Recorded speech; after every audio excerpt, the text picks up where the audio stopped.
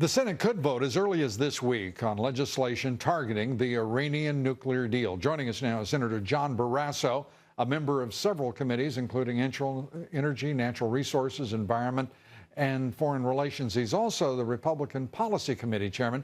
Senator, if you will, tell us about your amendment that would require the president to certify that Iran is not supporting terrorism against the United States.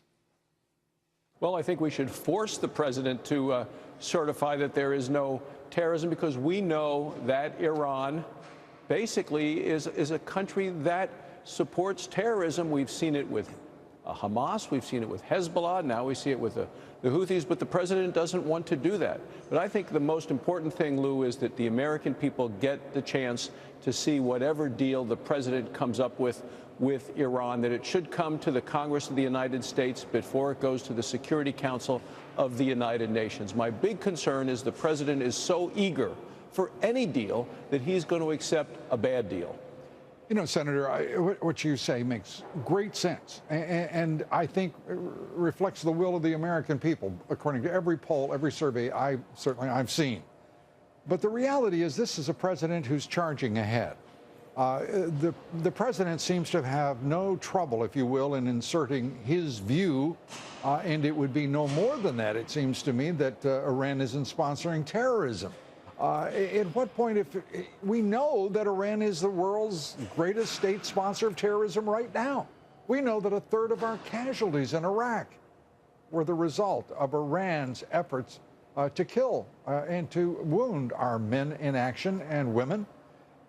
Why is there not just simply a statement on the part of the Republican-led Senate and Congress to say this is a fool's errand to even go about this negotiation with a nation that sponsors terrorism, that demands the extinction of Israel? Well, I think that the president actually would like to veto any legislation that we put forth saying that he must come to Congress. But the president has backed down because we have bipartisan support to making the president come to Congress. But let's face it, Lou, this is all about the money. The relief of sanctions gives huge amounts of money, tens, if not over $100 billion to Iran, and I'm concerned that they're going to use this for terrorism. You and I know they're not going to use this to build roads or hospitals or schools. They're going to use it for additional terrorist activity.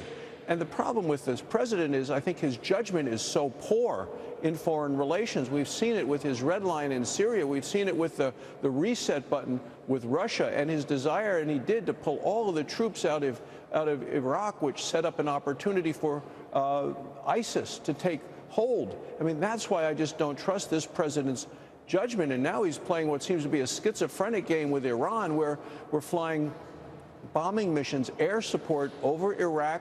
Well, the Iranian army is on the ground, and at the same time, we're dealing with Yemen and the Straits of Hormuz on the other side of Iran. So I just think the president has to be held accountable. And I think that phrase is the perfect phrase, and really underlines your constitutional responsibility in the Senate, and that is to provide advice and consent on any agreement by the United States government, carried out by this president, negotiated by this president.